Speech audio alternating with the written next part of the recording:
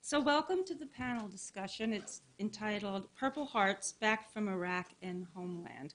And this is being held in conjunction with the exhibit in the Bernstein Gallery by photographer Nina Berman, who is sitting here and will also be participating. And now I'll just introduce the guests briefly. First we have Chaplain Major Paul Berghaus. Thank you. And he is one of 4 regimental chaplains serving with the United States Corps of Cadets at the United States Military Academy at West Point. Berghaus has served in Operation Joint Guard Forge and Operation Iraqi Freedom. In his previous assignment, Chaplain Berghaus served as a chaplain recruiter with the U.S. Army Recruiting Command. And next we have Colonel Stark, Lieutenant Colonel John Stark, and he is a 1991 graduate of West Point. He has served in the U.S. Army in several capacities, including the following: as tank platoon leader, company commander, company executive officer, assistant armored brigades operation officer, and history instructor at West Point. In 2006 and 2007, Stark served for 15 months in Iraq. Stark's awards include the Bronze Star, the Meritorious Service Medal with 2 oak leaf clusters, the Army Commendation Medal with 2 oak leaf clusters, and the V Device for Valor, Stark currently teaches history of the American military experience at Princeton. And next we have Lieutenant Commander Kevin Cady. He serves in the U.S. Navy as a U.S. Navy SEAL. His 13-year career has included 6 deployments, with 4 to Iraq in support of Operation Iraqi Freedom, 1 to the Far East, and 1 to South America. Cady is currently a Master of Public Policy candidate at the Woodrow Wilson School, and his significant military decorations include 2 Bronze Star medals and 2 Navy Commendation medals. And last but not least is our photographer Nina Berman. She is a documentary photographer with primary interest in the American political and social landscape. She is the author of 2 monographs, both examining war and militarism. Her work is widely published and exhibited and has earned awards in art and journalism from the New York Foundation for the Arts, the World Press Photo Foundation, and the Open Society Institute Documentary Fund, among others. So please welcome our panel.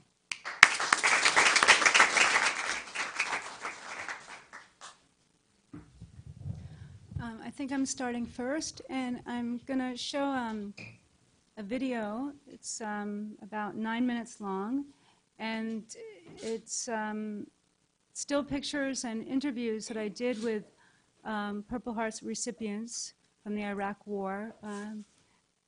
I sought these individuals out shortly after the war began, hoping to more personally connect with the experience of this country going to war, and also to provide a sort of an understanding of human toll that war can take.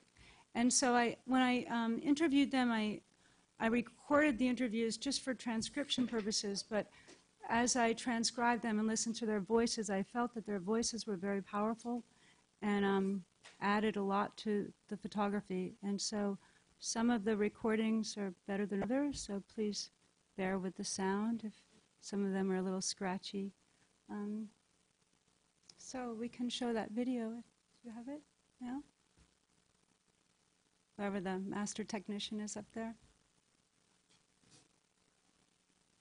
Anyone there? Okay. Oh, you have to go up to the podium.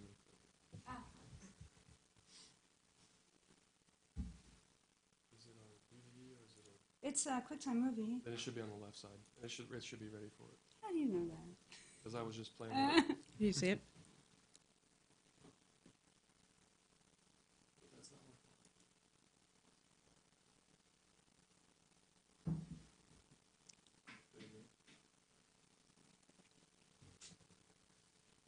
Well, that's not it. No, that's not it. Is the movie actually in the computer? Yeah. What's it titled? It should be titled Purple Hearts. Is that at the bottom? It's at the bottom. Bottom. It's already open on the tray. Right there, just hit that one. the pause button. Maybe you can do this since I'm a Mac person. Always considered a pretty boy when I was in, high school. Can we start from the beginning, I always please? relied on. And turn the lights off? I gotta get back in the booth. There's more room for volume on the And bottom is there right. a way to do full screen? You're on full screen. That's not full screen. If you double click the middle of it, it might. That's right here. Addicted to, Right there. and I like it. Okay.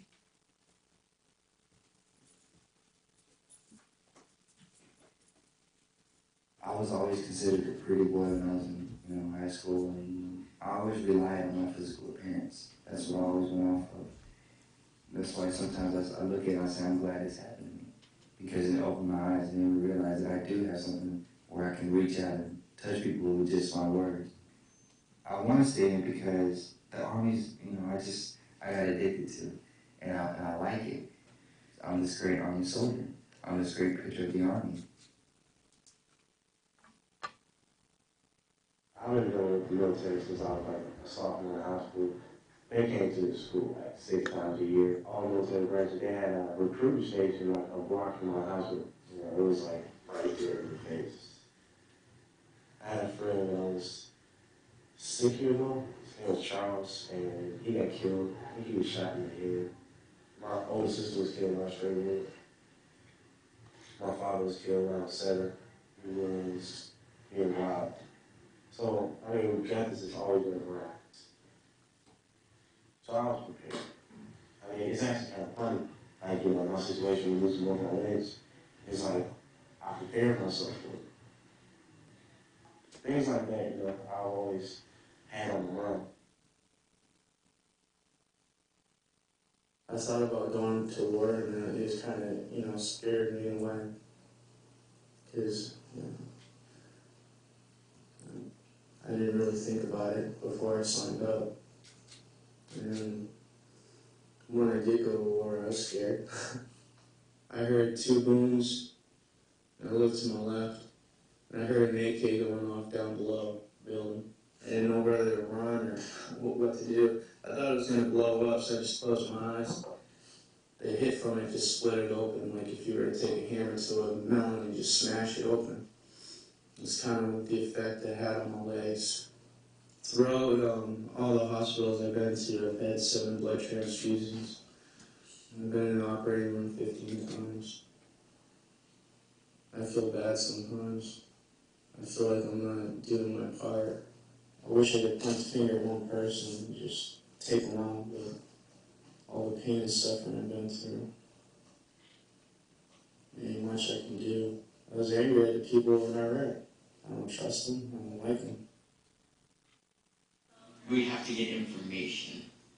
Staff on the house and just go in, do whatever we needed to do. Yeah, they were scared. You had like 9 Americans busting into your house, just screaming, pointing weapons. Yeah, they were scared. The excitement, the adrenaline, never knowing what's going to happen. I'm an adrenaline junkie, and I like that. I got respect. I get respect from other people. Don't even know me. Come up and shake my hand. I want to thank you. My uncles, I got a lot of respect from them. I did something with my life. Instead of, sitting around doing nothing, I went and made something of myself.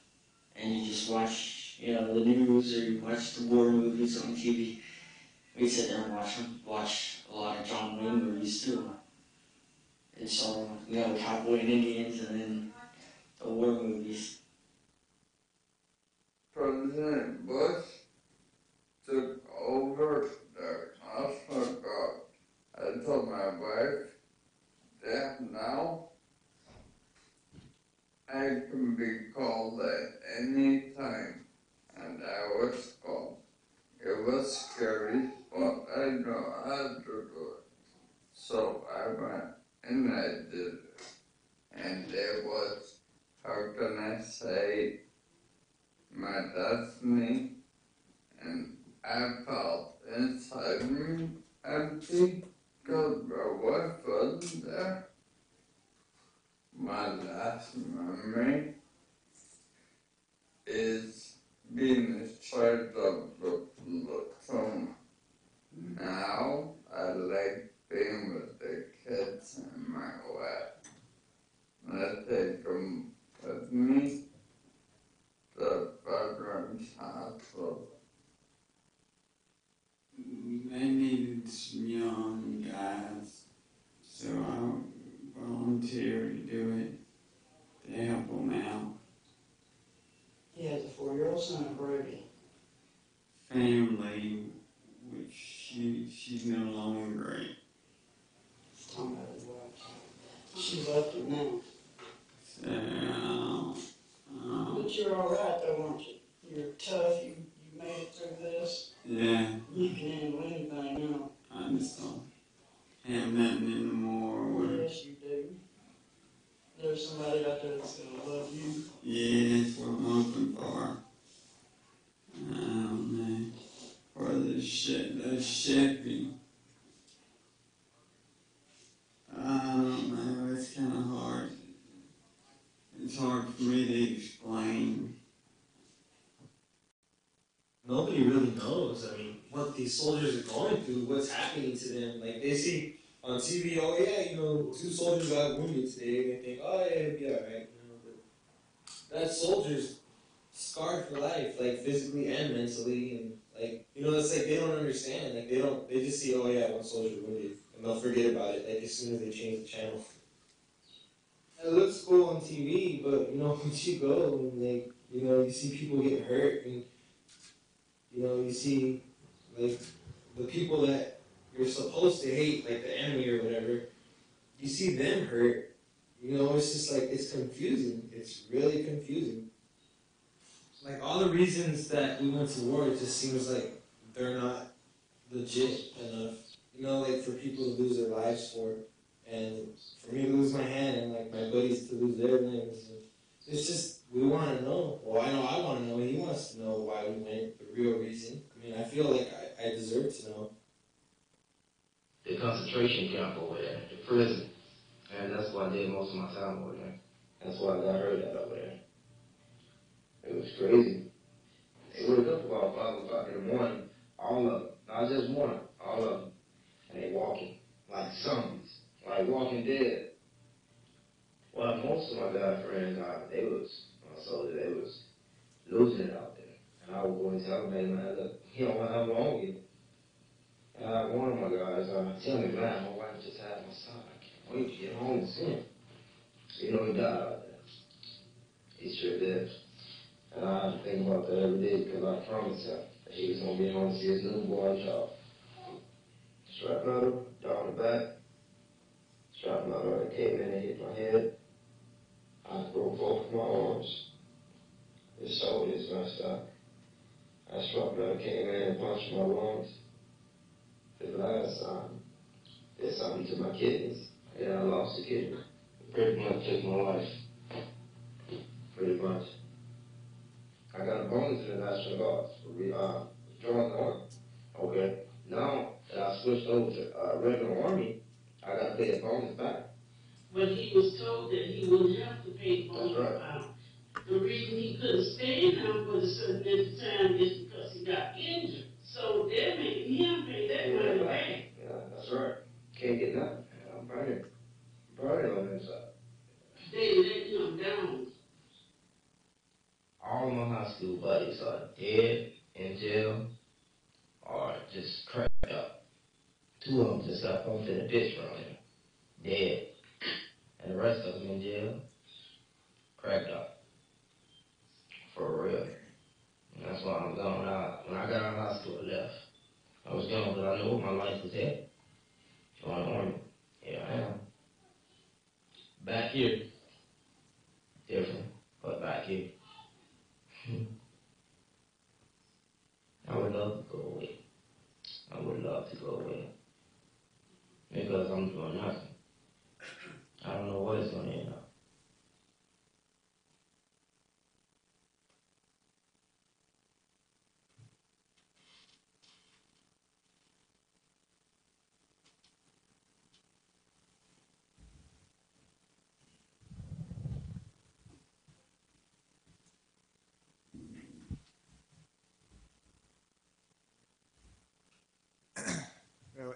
for those of you who don't remember, my name is Kevin Cady. Been to Iraq and Afghanistan a number of times, and I was thinking about some things that I thought it might be worth sharing. I think some of the things that you just previously saw up there really highlights the emotional side of getting wounded, which is something that we're very much struggling with today. I will say, as a background, so everybody understands, most of our planning and effort over the last 10 years has gone into improving medical care and response to injury on the battlefield. For example, one of the reasons we have so many wounded vets at this time is because of advances in medical technology, like quick clot and things that prevent excessive bleeding, as well as armaments and things that were personal protection. And lastly, the logistical planning of moving helicopters to places where we can get to people in a way that we haven't been able to do so before, so that we're within what they call the golden hour, which is trying to get somebody to a level of care that you can deal with traumatic situations within 60 minutes. Once you do that, your chances of survival are significantly higher. And so most of our effort has really been focused on doing that. I would say that I would definitely argue that it's been successful on that side. So you know what it's like if, once you've been injured, what happens generally is you get, medevaced out by some of your compatriots or your friends on the battlefield, who get you hopefully into a vehicle or helicopter and move you to a local cash or front hospital. Usually you get evaluated by surgeons at that point, where they try to figure out if they can get you stable enough to move you on to a large plane to go to Germany. Our biggest area of collection for casualties happens to be in Germany for both Iraq and Afghanistan. And that's generally a time where, the next level of care is administered, i.e., once you've been stabilized to the point to get to, Germany, a lot of things can happen there. Anything else, will be evaluated by the doctors, and then they move that casualty on to either Bethesda or Walter Reed, which is our distribution point for moving people out into civilian, expert areas of care. For instance, like traumatic brain injury tends to go down to San Antonio or burn units. There's also Center of Excellence in Stanford out there in the West, things like that. So just so you have a quick background of what actually happens, it's a pretty chaotic situation for somebody who's going through it, because you really have, if you are in fact conscious, you really have very little idea or control over what's happening. Basically, as anybody knows, going to a hospital, it's kind of shocking, the considerations that they're doing and the decisions they make, and you're whisked into another section without really a whole lot of explanation of care and all that. And it's, of course, because people are trying so hard to take care of everybody. But all that aside, that has produced a much higher number of survivors in situations that might not happen. And then the emotional impact of that, we're still struggling a little bit to figure out how to do that best. I'll give you a couple examples. In one case, a friend of mine, Elliot, was injured on the battlefield in Iraq. This was in 2006. Basically, they were holding a house, and the insurgents at the time had developed a technique that was that we weren't particularly good at getting back at, and that was when we were holed up in a house, they would sneak in under the cover of either fire or darkness or something, and then place bombs or IEDs on the outsides of doors or windows, or when we needed to exit the building, essentially, it would go off and it would be a booby trap. Well, one such crew did successfully sneak under our guard there at that time, and when they basically initiated attack, and then the guys exited the building. When they exited, one of these booby traps went off, and it took out Elliot, bore the brunt of that blast, and then my other friend Joe was directly next to him, but was somewhat shielded from by Elliot's body. Elliot suffered significant injuries to the point where he could not walk, but more importantly, there was a traumatic brain injury that happened, and so he was basically immediately knocked unconscious, and the swelling in his brain was pretty critical. They did some amazing things to basically keep him alive and get him back through Germany, through the process that I just described, to Walter Reed and Bethesda at that time. At which point, the question became, they were going to be able to keep him alive, but the real question was whether or not he was going to be able to regain control of his life in a way that would be meaningful. And when I say that, I mean his ability to speak was significantly impaired. In fact, he couldn't really talk at all, particularly in the beginning. And so that, probably more than his physical injuries, which is, kind of recoverable a little bit. I say recoverable in the sense you can recover mentally over time, I think, to a greater degree than when you don't have any speech. So he felt particularly isolated, and it was very difficult to communicate with him. In the beginning, he was kind of like trying to, make the effort to speak back and all that stuff. And, after a while, he just, got tired of the process. And, Elliot's always been a tremendously stubborn individual, as anybody in my community really is. For those of you who know are in part of special operations, you have to, be particularly stubborn in the things you do. And he kind of chose to sort of self-isolate himself because we couldn't actually draw him out of his shell. And over time, this was more difficult. So to try to keep him engaged, and I think one of the keys to success in bringing people back into a more, a better state to live in is their ability to communicate and still feel a part of a group, that all this happened with, that they can relate with. I think there's a lot of studies, and please don't quote me on this, but when it comes to things like post-traumatic stress injury and stuff, they generally find that people with support groups or the ability to talk about this in a way that doesn't, ostracize them or anything like that goes a long way towards reintegrating them back into society and realizing that, this isn't like a permanent disease. This is something that you can deal with, and that, depression and isolation are things that all of us deal with to a certain degree, and then it can be overcome. So, that was a very difficult situation with Elliot. He still struggles with it. In our small community, we do try especially hard to take care of our own. So he actually works at our gym, if you can believe it. So what happens is he gets his physical therapy, and then he stays in the gym essentially, and basically is still part of the community, hanging out. And I still find it quite difficult actually to talk to Elliot because he really can't talk back. And so when you have these conversations, and there's no give and take, even as someone, who I feel, guilty in a lot of ways for feeling like this, but, you go up to him and he makes you feel very insecure about yourself. It makes you feel very vulnerable, that this could happen. And, and so, dealing with that is especially difficult for other people. And that isolates Elliot even more. So it's something that we definitely struggle to deal with. I will oppose that with with a second friend of mine, thank you, whose name is Dan, and he's actually a lieutenant, and so we did call him Lieutenant Dan for any of you who've seen Forrest Gump.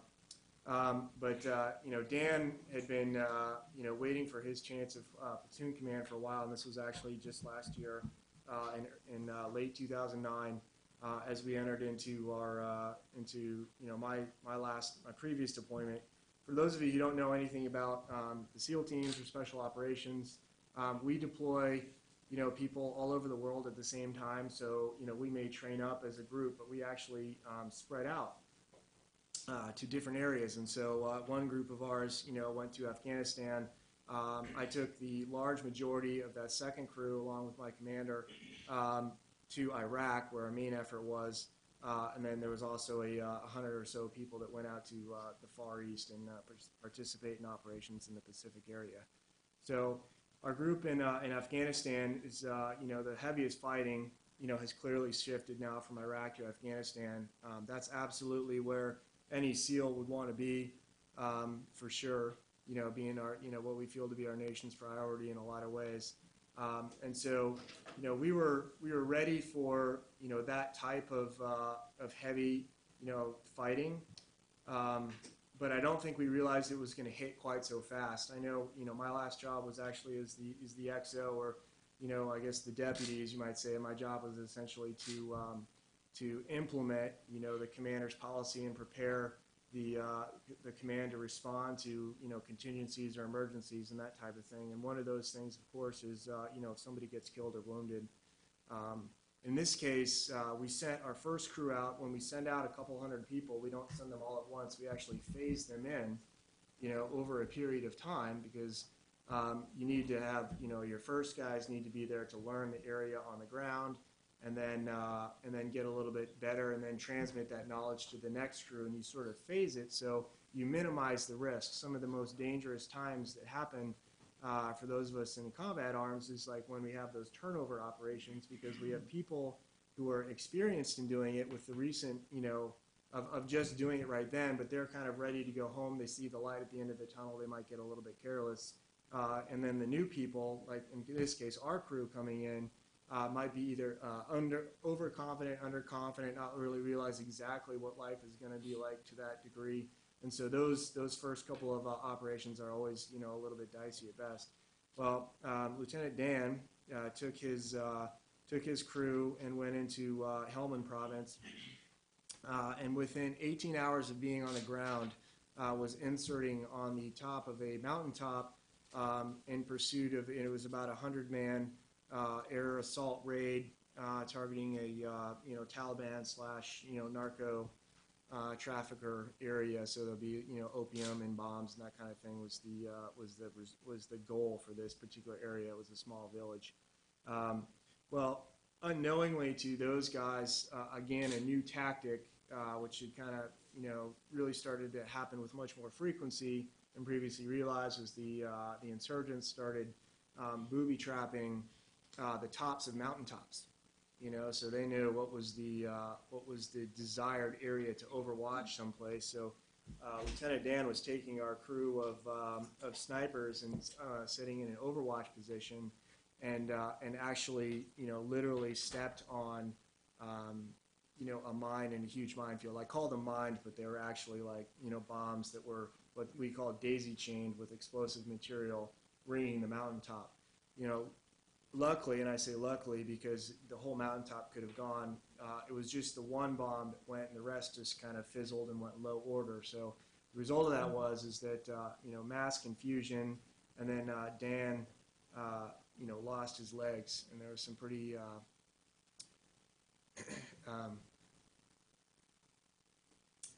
heroic action to get him out through that minefield and going back. So I was actually back in San Diego, where we were deploying our home unit from, and then knowing, of course, I was supposed to fly out sometime, shortly myself, and then all of a sudden, within 18 hours, literally our first flight out, we have, in fact, our first casualty, and that really challenged us in a way that, while we were prepared to handle it, it also, stressed us really to our max, and being able to, notify Dan's family. Make sure that he was taken care of, had people to escort him the entire way home. And then, most importantly, from my side, because, a lot of times we focus on the people who are actually hurt, but it's also very difficult on their family members. It's that second half, of the casualty story that is quite difficult to deal with, because, of course, they need support too, and their main focus is their wounded family member. So, we managed to get his mom and his sister out to Washington. Excuse me. And set them up. Now the problem is that with injury like Dan's, who's a double amputee, this is going to be a significant amount of recovery time.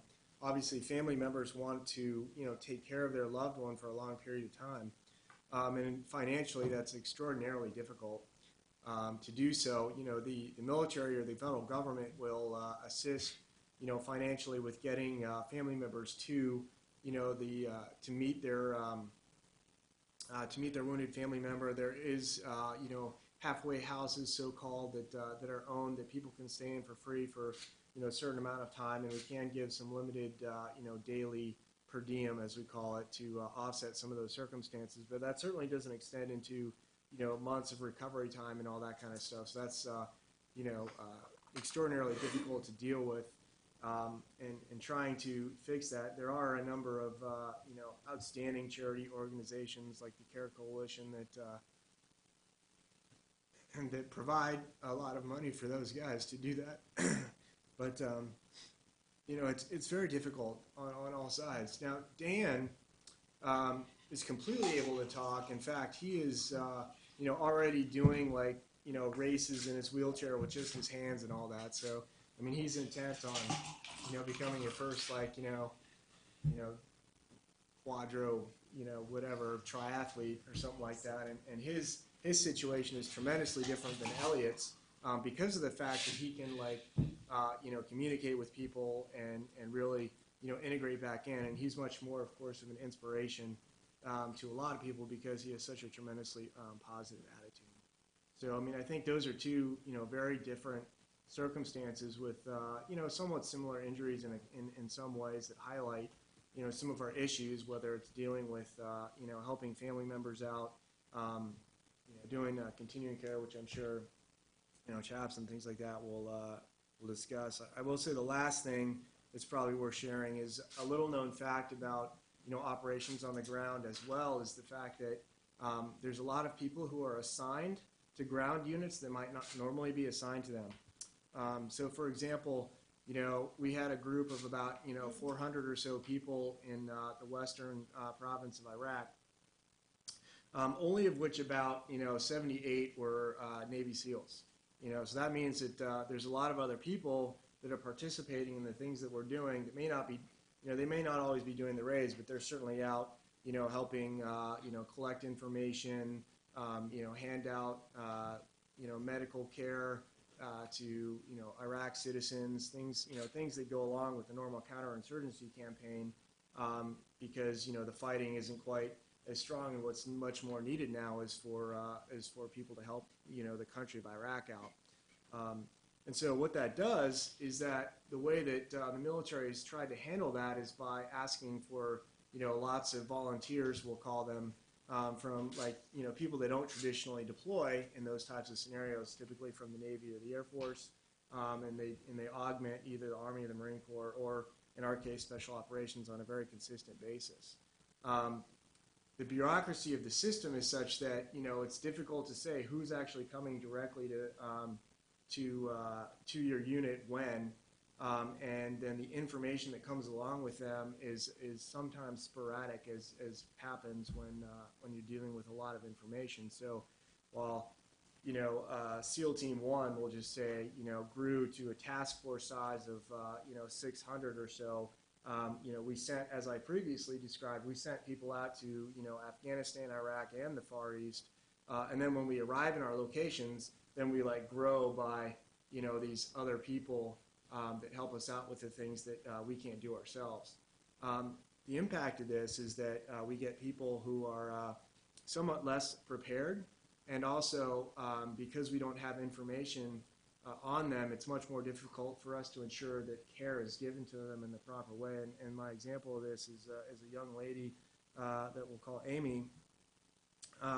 She was a nurse, and she came out and participated in what we call tribal engagement operations, which is we would go and meet, local sheikhs and contractors in the tribe to try to help them rebuild their city or their province. And this was a pretty normal practice. We do this, all the time with a lot of different types of people, like engineers and, technical experts that can significantly help them out in a way that, we'll just say knuckle dragging special operations people might not be as good at. Well, it had been safe for quite a while, and it just so happened that one person, unknown to this day, basically got off a lucky shot. It was the only shot fired in 6 months on these types of operations, and it actually hit Amy, in the head, and then it went through her helmet and then lodged in her brain. It was not enough to kill her. And then medical care, being described, as it was, we had to get her back, which we were, thank God, able to do, and then returned her to DC, as I was describing. The problem is that, we had recently gotten Amy into our unit, and, I can only, blame myself being the person who was responsible for managing all this information, but I didn't have, her exact situation because she was a, previously married person, and her paperwork, still had, the ex-husband, was listed as, primary contact, and, her parents were split up, and, she came from, a broken home. And so that made it really difficult for us to figure out, like, who we were supposed to go to get the family to, notify her and still take care of her. It's much easier, when somebody is in our unit, in our group, because we know everything about them, we know their families and everything, but we have all these other people. And so it was a real struggle for us to provide her with the same level of care that we would provide any one of our own teammates.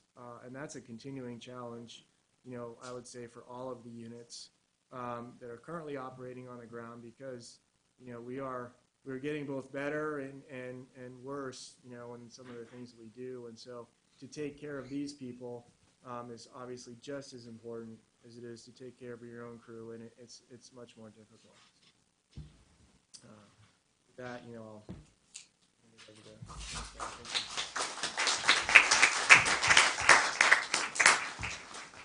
It's kind of hard to follow those two somber notes, but I'd like to thank you, Nina, for giving voices to those individuals who probably otherwise had no way to give an outlet to what had happened to them or what they had done.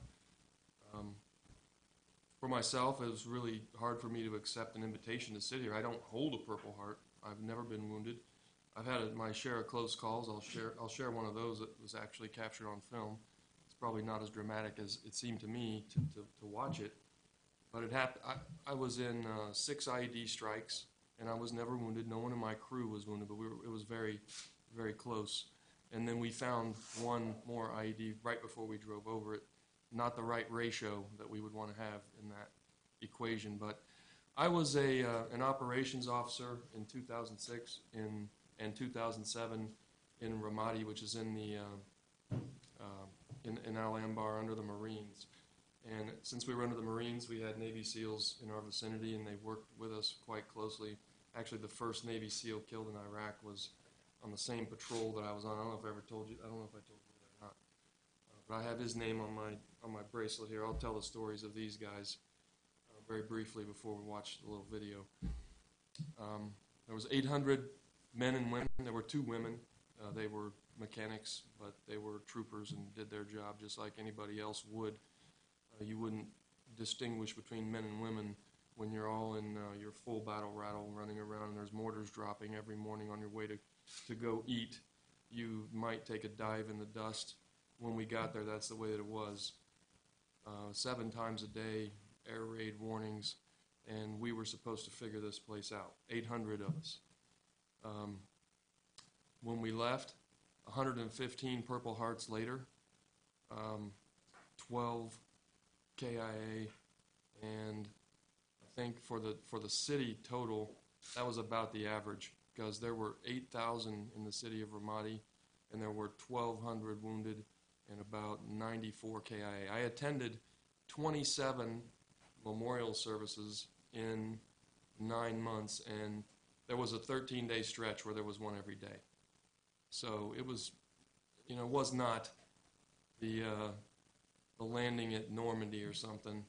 And for you veterans out there, you've probably seen more action than anybody will ever see in Iraq. But I'll tell you, if you're in a platoon firefight, it feels like it's the biggest thing in the world. You don't really know if you're on Omaha Beach or if you're under just individual sniper fire. You just know there's somebody trying to kill you. And that changes you.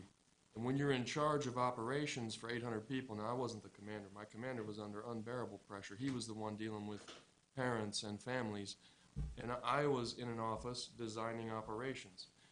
And we had a little deal where if the operation was about over 100 people, that one of us would go, and I went every single time if it was that big. And there was about 100 of those. And I went on every single one of them except for one. And I'll share that with you too. The reaction to people when they're wounded, it varies. It is not just, now there certainly is this element of people who go home who are not coming back or who want to come back who can't, who cannot participate in military service anymore. Some of them are bitter, some of them don't understand.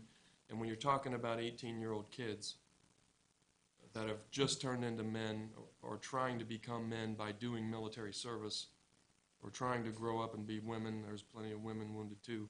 The senior woman killed in the war so far, Megan McClung, was a Marine, was killed in one of the firefights I was just talking about. These people, the younger they are, the less they understand. And for me, my first time in combat, having already had 15 years of service, it probably was pretty easy for me compared to them. And if I would have been wounded, I was mentally prepared for it. I've spent 4 years at West Point. I've been to graduate school. I've studied military history since I was a child. I'm teaching it here. I kind of know what I was getting into. Some of these guys, they may have watched Saving Private Ryan.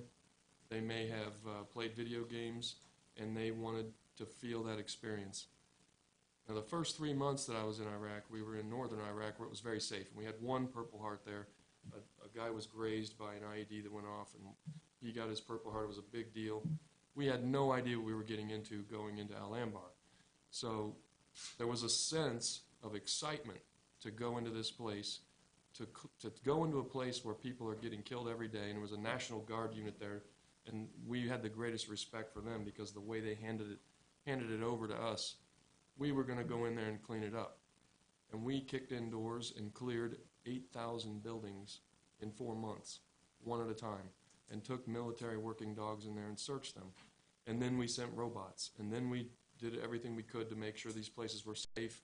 You can never do enough. So I think what I want to do is just show you this one near miss that was filmed, and then I want to tell the story of all the rest of these guys, and then I want to show a short video just so you can remember their faces. Kind of a dark video.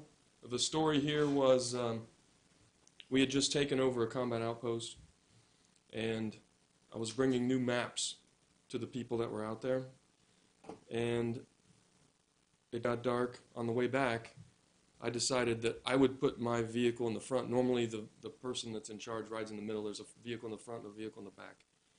And it was very lucky that I did that because as the IED blast blew up right underneath the bumper of my vehicle, it blew backwards and took out the top of the vehicle behind us. And normally every vehicle has a gunner on the top. You've seen this on TV in the Humvees.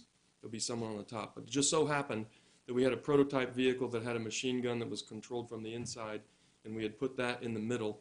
So could have quite easily been my gunner if I had not just taken a chance and said, I'll go first this time.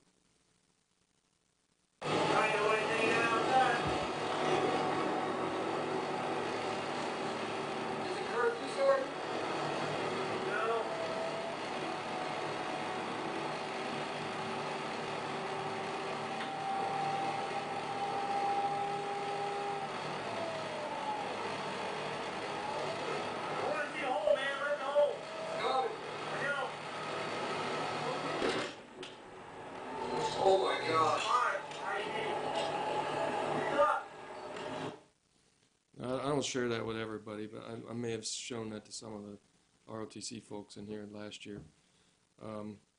When something like that happens, you really, oh my God, what happened? Was that for me? Was that what happened? And then you hear the people on the radio, are you alive? Are you okay? And then you get to a safe place and you hug each other and you share the stories. Well, I found out that the soldiers in the second vehicle, they didn't quite think it was luck. They were angry. They were angry at me because I took them out there and because, they didn't think about the top of the vehicle had saved somebody's life. All they could think of was they had been put in danger. This was their immediate reaction. Now we talked through it, and eventually now, we're great friends. They share the video with me. It's kind of a funny story, but not so funny when it happens 5 more times in the exact same place, and the same thing happened. probably can learn some bad tactical lessons there. But the others that were there who didn't come back, I want to share their brief stories. I will not be as eloquent or as I won't take as long as my Navy SEAL friend did, because I see the clock is ticking. I kind of lose track of it. The first one you're going to see is Corporal Leon. Just to give you an example of what these soldiers and Marines are doing, he was on a roof overwatching while a combat outpost is being built, and someone took a sniper shot at him. And instead of like diving on the ground, he got his binos and he's getting up looking for the guy. And then he got shot with the second shot and went through his helmet and killed him. I may have these out of chronological order. They show up in the video in chronological order, but the next one that you should see is Sergeant Vecchione, who was on a patrol with his tank and hit an IED. The tank caught on fire, and his first reaction as a good soldier was get his crew out. He got his crew off the tank. He pulled the fire extinguisher, which is on the side of the tank, and then he stepped on a secondary IED and it blew him up. So we lost a good soldier there. Then you're going to see a picture of Sergeant Lisk. He just recently reunited with his estranged wife and had gotten together with his family right before deployment. And he was one of the ones building another combat outpost and did not take cover fast enough when mortars fell, and he was wounded through the side of his body armor. Then you'll see Mark Lee, who was the Navy SEAL that I was telling you about. We were searching 2 streets at the same time. I was on one street with the Army people, and the Navy SEALs were in the next street, which was considered the most dangerous part. They wanted to take the most dangerous place. And when they came under fire, without thinking, without asking questions, Mark Lee charged in the building and killed the people who were shooting at us, but got killed himself. Then you'll see Sergeant Schaefer. You'll see a picture of him. I think it's the picture of him. He's actually wearing a Purple Heart, and you're like, well, how did you get a picture of him if he died? Well, that was his second Purple Heart when he got killed. The Bradley vehicle that he was traveling in was struck with an IED, and he got covered with diesel fuel and caught on fire. And they put him out with a fire extinguisher.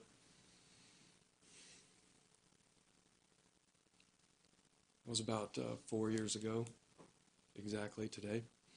But he went in one of these burn units, and we kept getting news and thinking he's going to be okay because he lived for like 2 weeks. And then they started to amputate his hands, his feet, and then he died. But we thought it was kind of a victory because he made it through Christmas. And then you're going to see 3 guys who died on the same day. First Sergeant Jagger, Specialist Ramirez, and Specialist Woods. They parked on top of a big IED that day. I didn't go with them. And the last one is, well, there's 2 more. PFC Balint was coming back from patrol. Patrol was over, successful, gathering intel, and one of these situations like Kevin described, one single shot killed him. Didn't know if he was dead. He still had a pulse. They put him in a vehicle. They start evacuating him. He shows up, and there's 2 guys. And I'm like, there's 2 guys covered with blood. And one guy's hands are just bloody and broken. And so I'm like, this guy's probably dead. They took him in there, and they're operating. And what's wrong with you? It turns out that was the medic. He was so mad that he couldn't save his buddy that he was punching the inside of the vehicle until he broke his hands. And then I went in, and they cut open PFC Balint, and I held his hand, and he bled to death, and they couldn't stop it. It was an aorta shot. The last one, Sergeant McPeak, he got shot on top of a building by friendly fire the day before we flew home. So, not happy.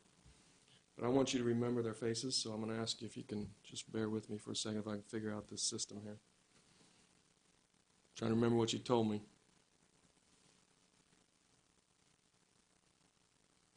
Look like I got it.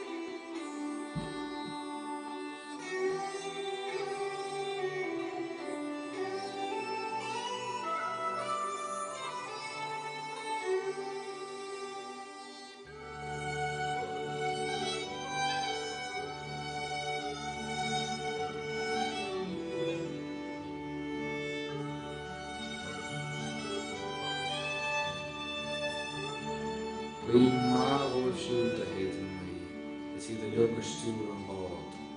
Och möjligen kunde jag tro att we har lov och wash. All the money that ever I had, I spent it in good company, and all the harm I've ever done, alas, it was to none but me.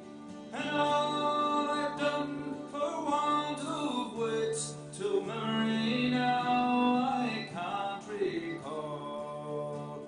So fill to me the parting glass. Good night and joy be to you all.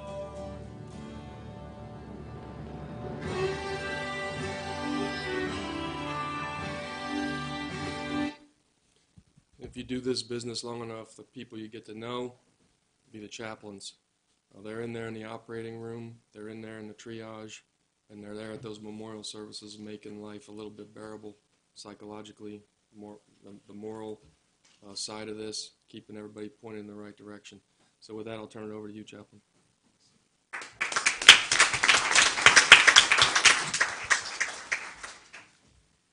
Well, the Army and the military are a small world.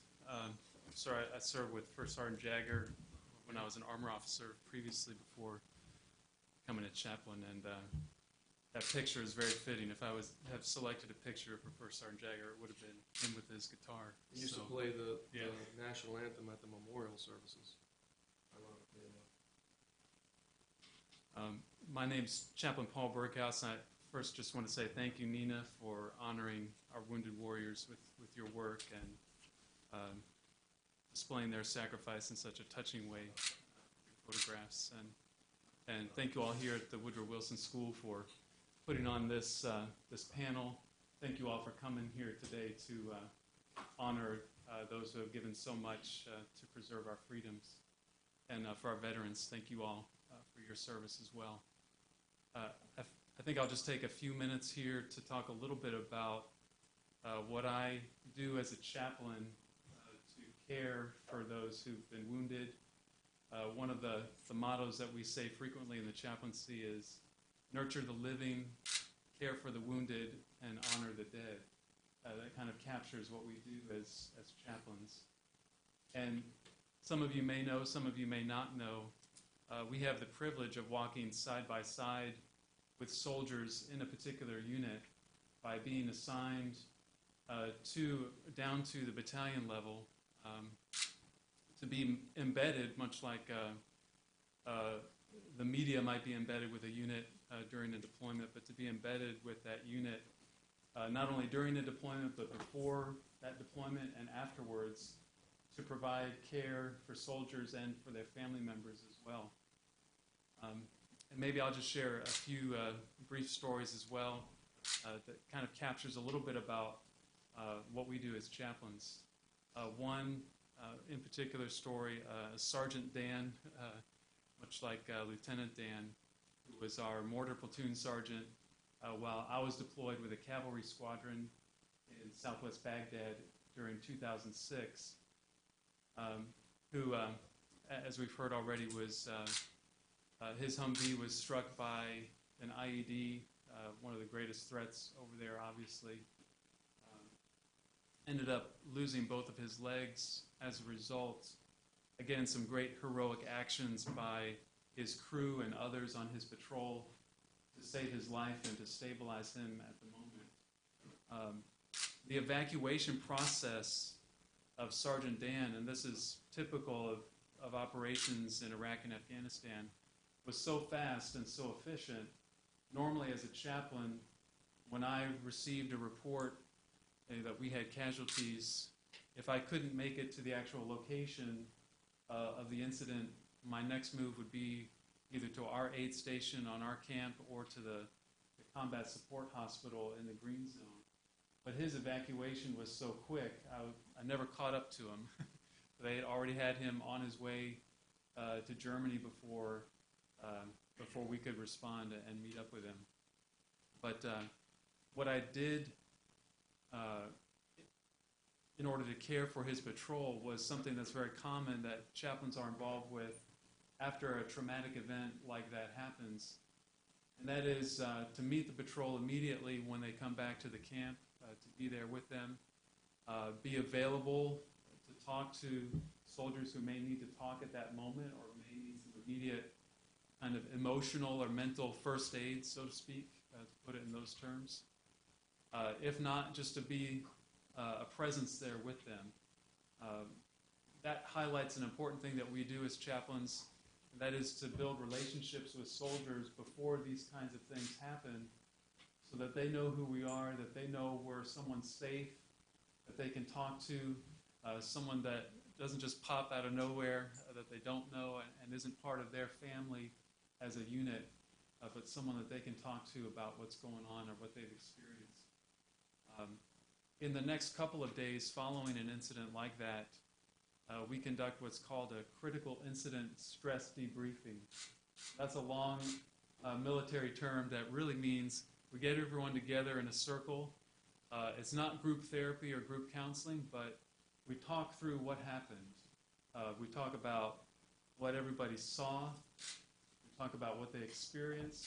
We talk about what was going through their minds when they saw this or they did that, what was going through their heart at the moment.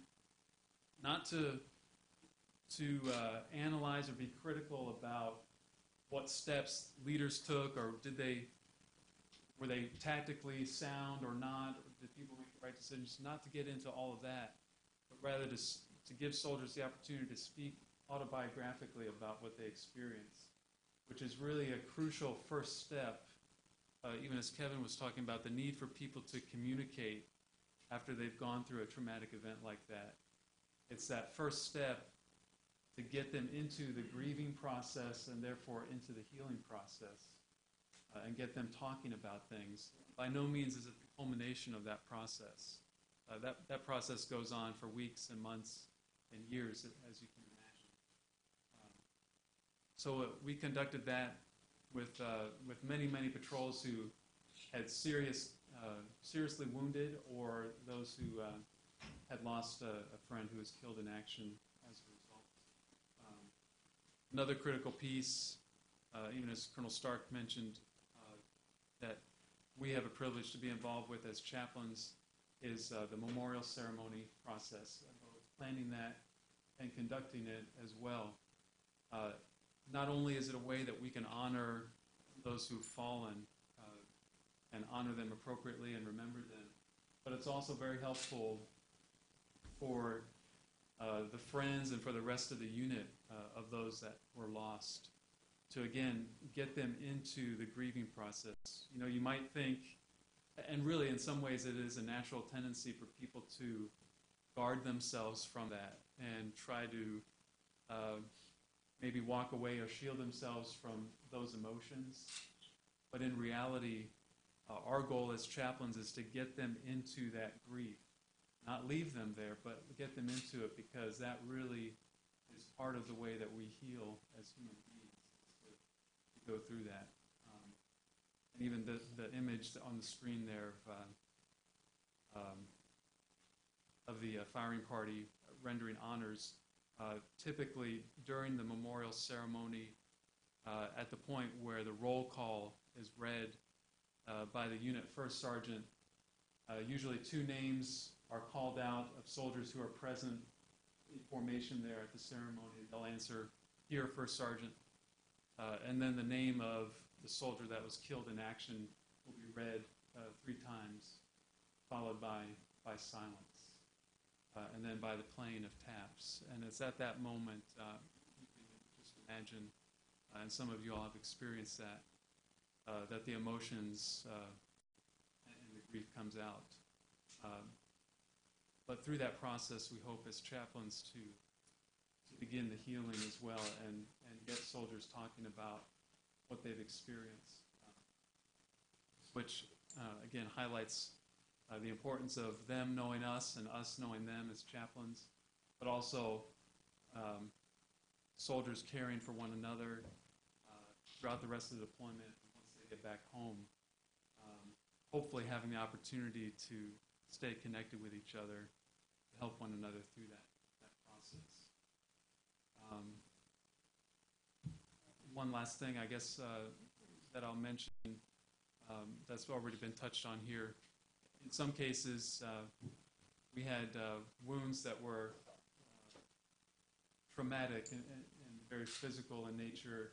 In other cases, we had soldiers who were wounded emotionally and mentally, either just out of the possibility of being wounded, or maybe by seeing a friend wounded or experiencing some kind of traumatic event. As chaplains, we just have an opportunity again to come alongside them, to give them really the only one that they could talk to by policy, by regulation, confidentially, to share what's on their heart.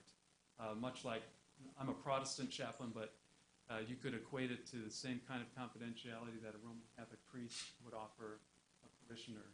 Those soldiers can come and talk to us completely confidentially, without fear of that getting out to anybody else in their chain of command. So I'm grateful that we have that opportunity, grateful that we can walk alongside these heroes that we've been hearing about today.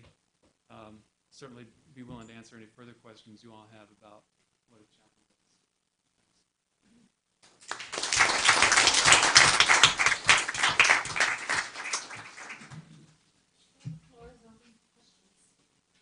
Sir. I realize that, the battlefield actions are great and the medevac actions are great. And they're saving lives. But are we really doing, as a civilian, it sounds like we're not doing enough for the men 5 years out, 8 years out. We're not giving them jobs. We're not giving them ways of supporting their families. That's just as important. You save a life, and you have to really protect them and give them something to live for. Are we doing enough?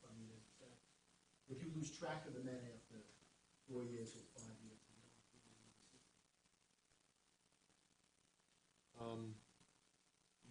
People who do not self-identify as needing help could easily fall into that category, where they can be lost. There's others. You can look on YouTube for Sergeant Ryan Majors, and there's a Sears commercial about him. He had both of his legs blown off in Ramadi, and he's found a way to make a new job, and Sears built him a ramp for his house. And there's great stories out there of people who self-identify, want to sign up for all these programs and get things, but if they don't, there is a reticence of a lot of people. Even they just want to get away and stay away. They've had it, they've tasted it, they touched the fire, and then that's it. They're not going to touch it anymore because they feel like any setback is the fault of the system, and there probably are things in the system that are not perfect. There are, for sure. But there is a support network out there for people if they want to reach out and grab it. It's kind of a catch-22. How do you make someone reach out for that? And they're constantly improving it. Every few months you hear about something that they've just changed or improved, veterans benefits. And I think that there is a sensitivity to it, and there are people looking at it. Congressional committees look at it all the time. They put generals in charge of looking at the hospital at Walter Reed. When they found out there were people laying in rooms that were leaking and not being taken care of, they immediately jumped on that and tried to fix it. But there's still things to be done, and it's not all been corrected yet, I am sure of that. Yes, sir, I would add on to that, too, that, one of the reasons I brought it up is I do believe that to be the case. An additional challenge is, who determines what the best type of care is. Some families really don't want to have a lot of strangers, with them when they're dealing with their wounded, their, loved one. Some don't have families to, take care of them. Some find solace in, in church and things like that. And then, like I was saying, I thought before, I think the people who do the best are generally part of small groups of people that can understand them and talk about it. So I don't know. It's a very difficult challenge. I'd just like to, excuse me.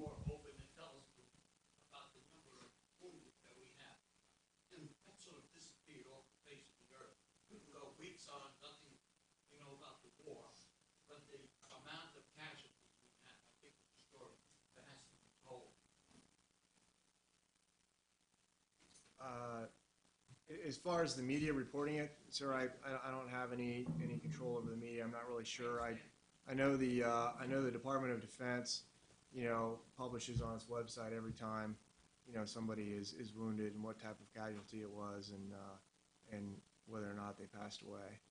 So I think that type of information is out there. Is that what you're getting at? I don't think that's out there. I don't think when I was doing my story, I could never find any reports, any lists of wounded. You have numbers of wounded in action, but one of the, from my experience and from journalists that have been reporting consistently on this for years, one of the problems is that the figure you have for wounded is not the true number because you don't have those wounded in combat support. And that could be as high, and the only way you track that is by tracking out those medevaced out. So for instance, I photographed one gentleman who is paralyzed from the chest down. Very, very serious injury. His tank rammed a wall with Saddam's face on it, a mural of Saddam's face. He didn't receive a Purple Heart because the wall wasn't considered enemy fire. He's not counted in those numbers that you see. And so those numbers of combat support, which I think you'll all agree, can be very serious injuries, are not counted. Or if they're not, or they're counted someplace and they're not made known. They're counted as accidents usually, or something safety related instead of. I have yet to see, and maybe you can correct me, but I've yet to see an accurate number that includes that number. And one reporter named Mark Benjamin, who, by the way, reported on Walter Reed years before the Washington Post did. So that was well known, the situations at Walter Reed. I saw situations like that in Walter Reed in 2003. And so he tracked for a while those being medevaced out to Germany and came up with some numbers that indicated that those wounded in accidents were as high as those wounded by enemy fire.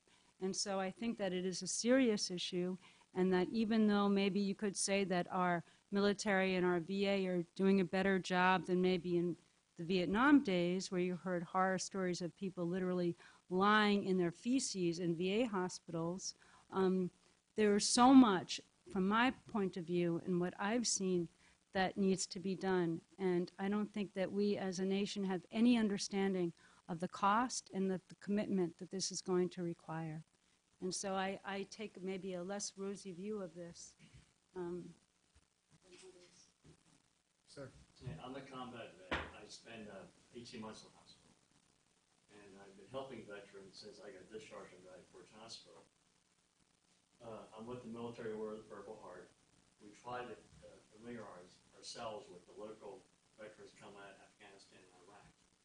One of the hardest things we're finding is for them to come out and even talk to us. I mean, they don't mind talking to the Vietnam vet, which is what I am. And we find ourselves that when we're in contact with them, they're very high strung, almost everyone that we have met. But we got to get the word out there that, talk to combat veterans.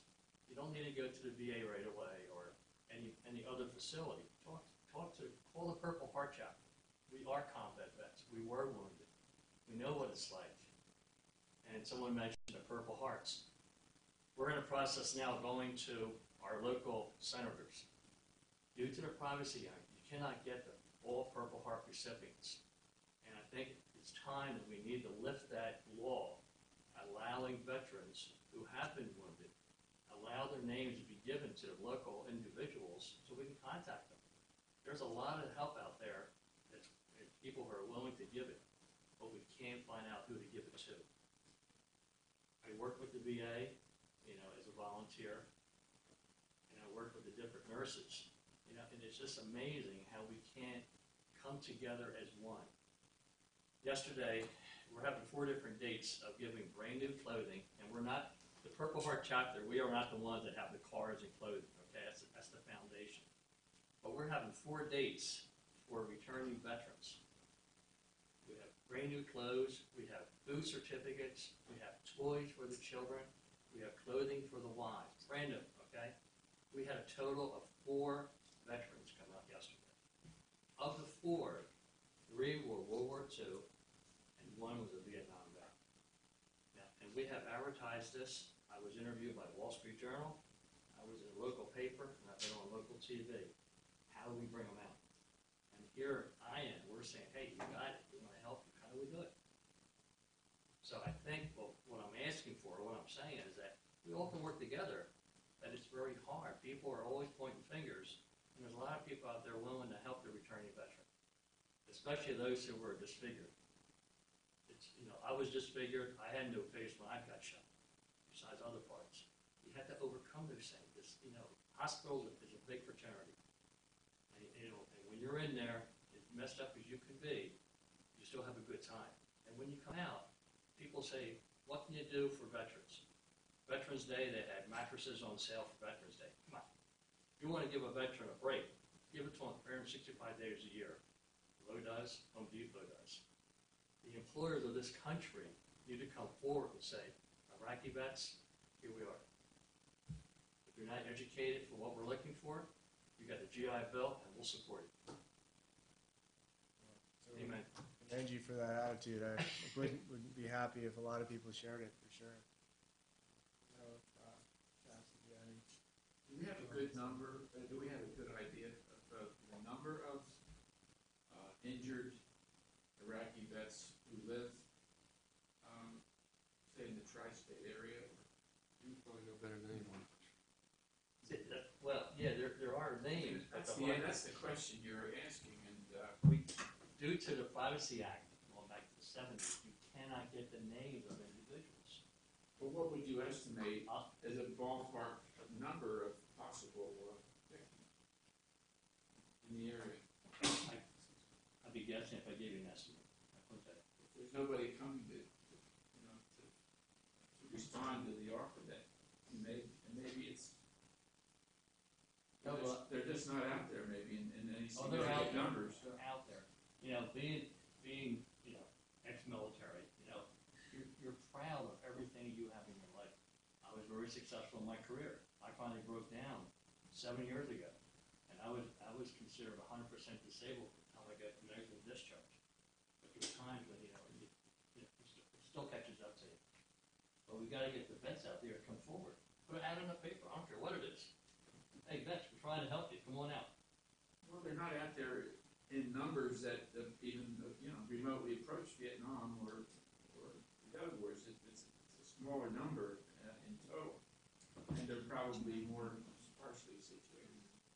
I think also it does highlight an issue, though, in the sense of, sometimes people don't ask for help, enough, and actually, I think there's been studies in terms of, people with significant injuries that need to deal with it emotionally. I think the average is it takes people 10 years before they actually get to the point where they want to discuss openly what happened. Not that that's an excuse, or I certainly have no solutions as to how to get out and communicate with them. That there's people out there to talk to them. Just the only thing I could say is, I'll pass on as much information as I can. I certainly learned a tremendous amount in my last assignment in terms of what is available to families and what is available to the vets there. I don't, as far as the Privacy Act goes, that's one wonders whether or not people would want them identified without them saying it was okay. That's difficult situation. Yes, sir.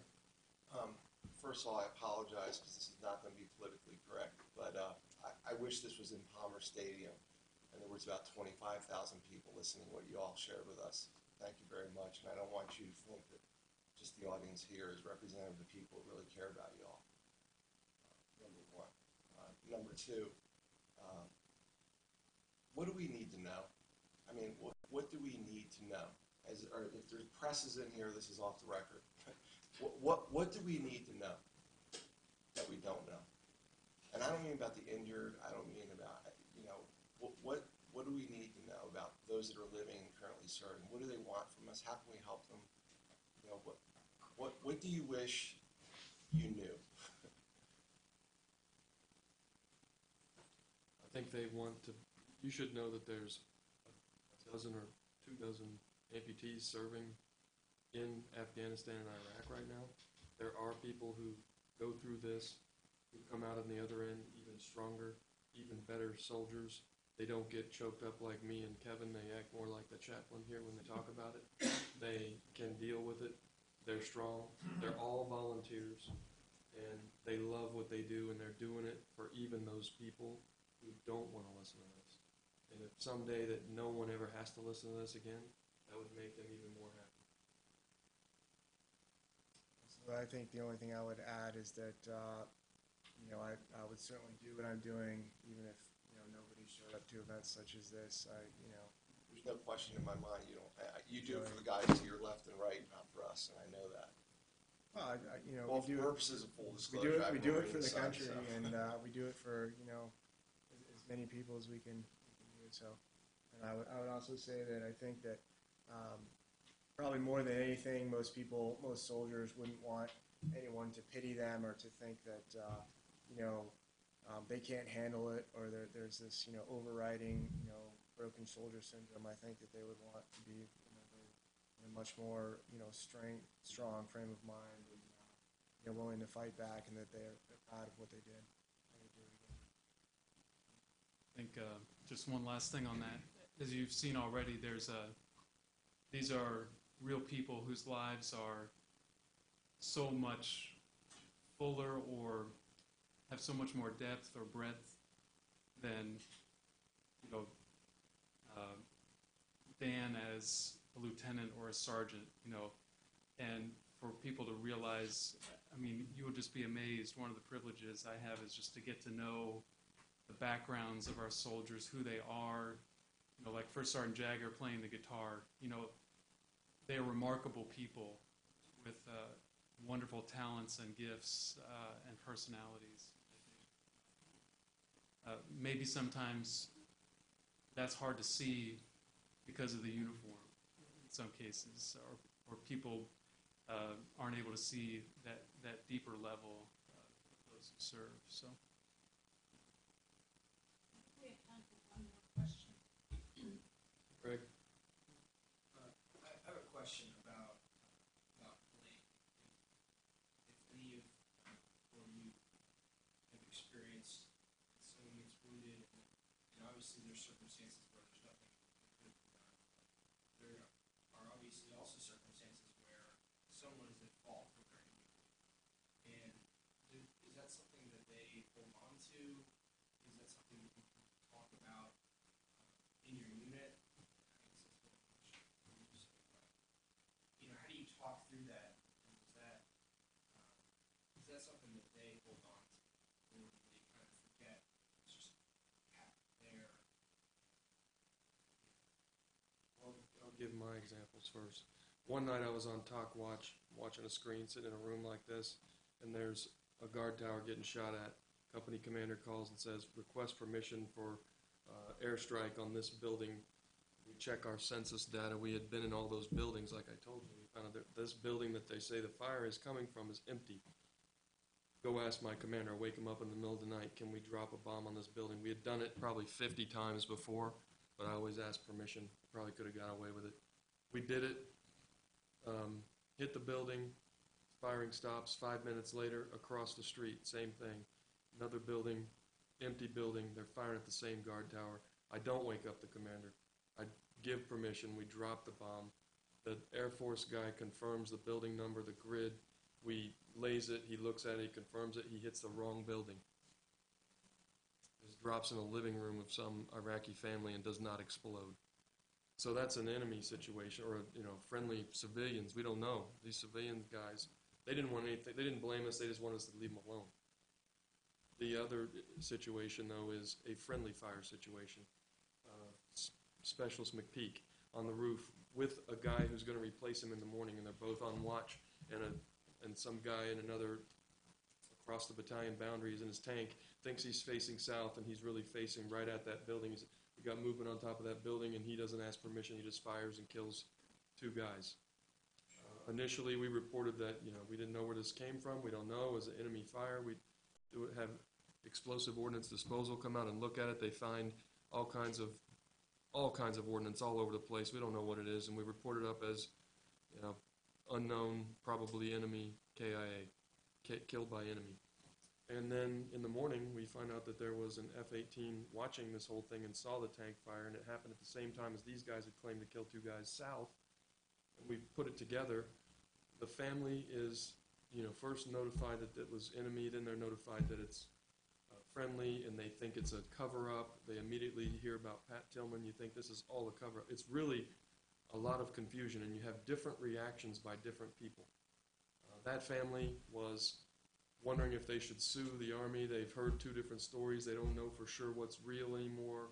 They think that the Army's trying to tell them it's friendly fire so they get different benefits, and they want to research the benefits. They're lawyering up. They're not talking to the unit anymore. And then you got Specialist Woods, First Sergeant Jagger's gunner. I flew out to Alaska